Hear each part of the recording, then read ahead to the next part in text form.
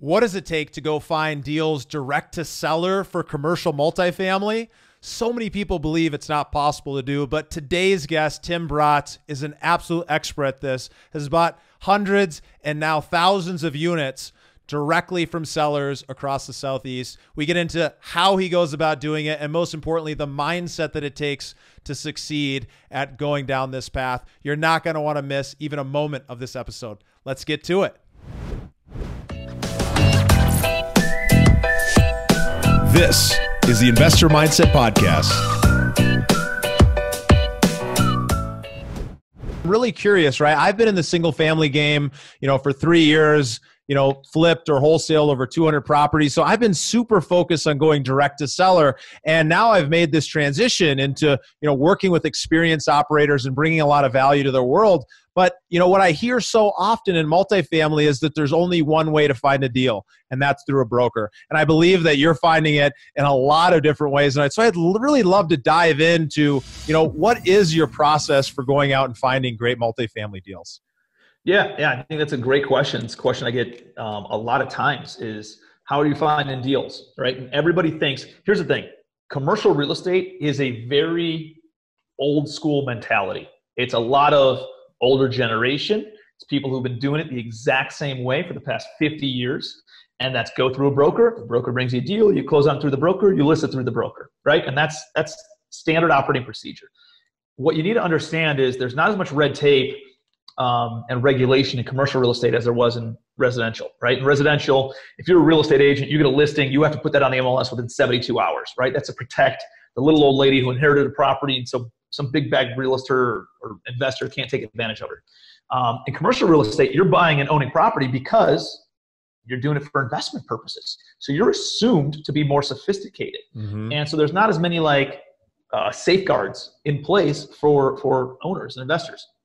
So when you give a listing to an agent, they don't go and put it on the MLS or LoopNet or CoStar or whatever. What they end up doing is they shop it around to the top buyers in town, so that way they can earn both sides of the commission.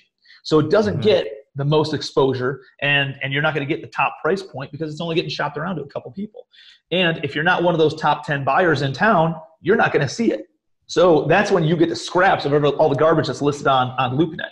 And so what you need to understand is, dude, I didn't come from a big commercial real estate family. I didn't go to Wharton School of Finance and real estate. I didn't, I'm not a real estate agent, so I'm not in that network, that commercial real estate network. So dude, I'm a guy from the residential realm, man. I was flipping houses, I was wholesaling houses, and I thought, if this is how I'm finding deals by doing all these off-market, direct-to-seller marketing strategies, and it works in residential, why wouldn't it work in multifamily or in commercial? And that's what I ended up doing, man. It's a breath of fresh air for sellers because they're talking to the actual buyer, not some broker. And at the same time, I'm not getting into bidding wars with all these different other buyers. So, what are the ways that you find deals on the single family side? Probably direct mail, right? Direct mail, just like residential homeowners have a mailbox, so do commercial real estate owners, right? So you can send direct mail. You can drive for dollars, just like there's houses with tall grass and boarded up windows. There's apartment buildings with tall grass and boarded up windows. You can dial for dollars and make phone calls. Instead of calling for sale by owners, we call for rent by owners and say, hey, I'm not interested in renting your apartment. We're interested in buying the whole place. Do you have any interest in selling? We've got deals that way. Here's a good one, Google reviews, right? So just jump on Google, and you're in California, right? I live in Denver, Colorado. Oh, Colorado. That's right. You just Google search Denver, Colorado apartment buildings, or whatever city, municipality, wherever you want to buy, and just Google search apartment buildings and look for the worst Google reviews. That means the tenants are angry because the landlord's probably not taking care of the property. So it's probably signs of distressed management, financial distress, physical distress, whatever that ends up being. And you can reach out to the owner, reach out to the manager, and typically find some decent deals. The other way that I get a lot of deals, and we're friends on Facebook, is you see me posting about buying apartment buildings all the time. It's not a secret that Tim Bratz buys apartment buildings. And it was not a secret when I scaled from residential into only apartment buildings. I told everybody, I'm looking to buy apartments. I'm looking to buy apartments. I'm looking to buy apartments. Send me your apartment buildings.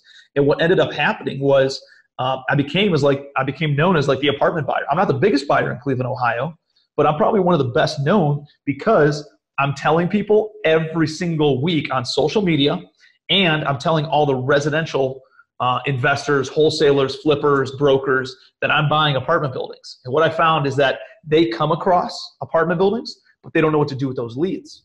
So they just throw them away. They just discard them. And me staying top of mind, now they have some sort of way to monetize that lead. They can send it over to Tim's team. And if Tim buys it, he'll either pay them a fee, a commission, or give them some equity even in the deal. And so I have like this army of people out there looking for deals.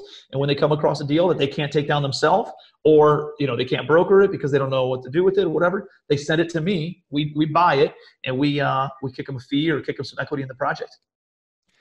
Yeah, that's huge. I mean, the fact that you're going out there letting everybody know, this is what I'm doing, this is what I'm looking for. If you find anything like that, I can add value to your world, you can add value to mine. It can be, really a great connection between each other. So if we look specifically at, some of the key things you said there, direct mail, dialing for dollars, what are the differences in the conversations or the types of letters or communication that you're giving to a apartment owner versus a single family? And I think this is a really big thing because I imagine a lot of it's similar, but there's probably a couple things that you do differently when you're speaking to somebody that's a little bit more sophisticated. Well, I mean, what you need to understand is it's not an emotional conversation, right? And somebody who inherited their property, they grew up in that property, and their wife just went into the nursing home and they can't handle the property. They need to go in the nursing home. That's an emotional situation, right? Somebody who inherited the property or their parents passed away and they grew up in that house. That's an emotional situation. Or they're selling their home because they're being foreclosed on. That's extremely emotional, right? In commercial real estate, it's dollars and cents. You don't have to deal with all the emotions. So it's straight, let's get to the facts. Now, there's definitely some, hey, I'm in this distressed situation, I have cancer, or I got divorced, I got to liquidate my assets. And so there's a little bit of that, but a lot of it is just dollars and cents. A lot of it's like, hey, listen, here's where the economy is, here's where properties are trading, here's what your occupancy is, let's be realistic, and here's what the value of the property's worth. And for me to come in and buy it, I'll take it off your hands. I buy a lot of properties from one of two categories of people. One is mom and pop, owned it forever, never reinvested any of the money back in, just sucked all the cash flow out of it. And you do that for 20, 30 years, dude, eventually a property falls apart. And so they back themselves into a corner where they're not financeable, they're not collecting any money, tenants are upset, the city's upset, and they got to sell it. And they got to sell it at a deep discount. They understand that, and they just walk away from it for pennies on the dollar. So that's number one. Number two is smart entrepreneurs. I actually buy most of my properties from this category. Smart entrepreneurs making millions of dollars in their traditional business that then they deploy their excess cash and invest it into apartment buildings, but they're not educated. They don't have a joint venture partner who is educated.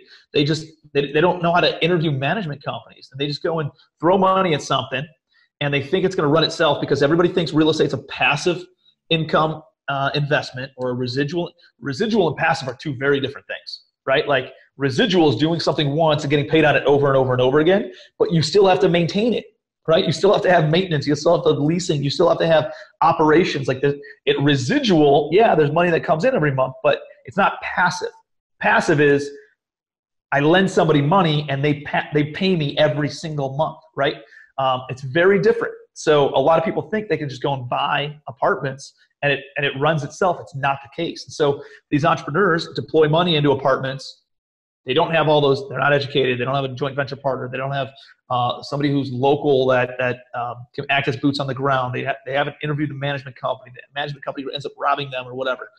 And they end up losing a whole bunch of money in the property, taking their eye off the ball in their primary business, and trying to keep this thing afloat. And what ends up happening, dude, is that they need to let something go before everything collapses. They end up letting the real estate go, going back to their primary business, and they just sell it for a fraction of the price because they just got to get rid of it. Otherwise, their whole world collapses. Yeah, I mean, that's a huge distinction there. Just understanding that these are smart entrepreneurs that they're just not able to focus all the effort and energy here because they're not an expert in real estate. And so you can treat them like that, hey, these are people that know what's going on in the world, but they just didn't run this business so well.